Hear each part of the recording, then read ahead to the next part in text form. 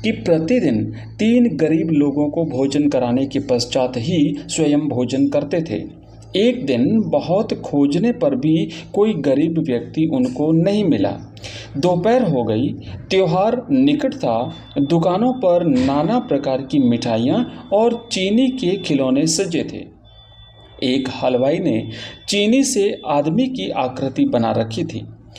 इन सज्जन महाशय ने देखा तो सोचा, दूसरे गरीब तो मिले नहीं, चीनी से बने इन गरीबों को ही ले चलो और इन्हीं को भोग लगा करके अपन खाना खा लेंगे।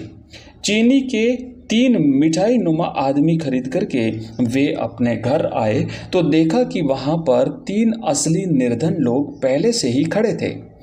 उसने उनका स्वागत करते हुए कहा, भाइयों, मैं तो सुबह से आपको ही खोज रहा था, आइए भोजन करें।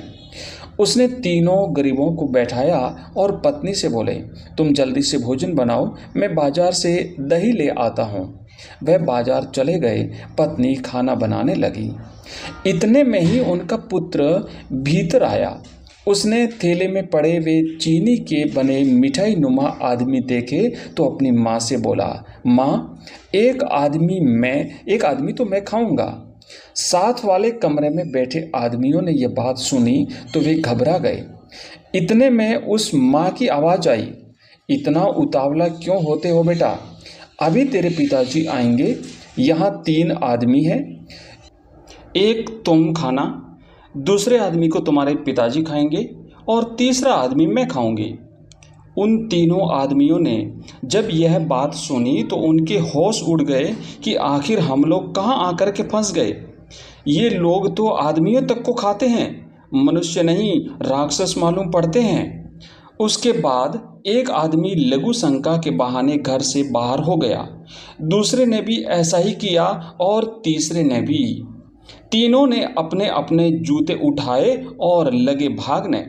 सामने से वही सज्जन दही लेकर आ रहे थे। देखा तो पत्नी से पूछा, क्या हुआ? वह बोली, मुझे तो पता नहीं, वे लघु शंका जाने की बात कह रहे थे, न जाने क्यों भाग रहे हैं। वह सज्जन तो सुबह से ही भूखे थे। उन 3 आदमियों के पीछे भागे और बोले, अरे भाइयों, कहाँ भागे जाते हो? हम लोग तो सुबह से भूखे हैं। उन आदमियों ने दौड़ते हुए कहा, आज तो ये दुष्ट हमें खाकर ही अपनी भूख मिटाएंगे। अंततः वह सज्जन उन तीनों आदमियों के पास पहुँचे।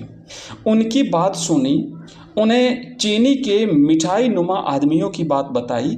तब उन तीनों की जान में जान आई और फिर उन सब ने मिलकर के भोजन किया।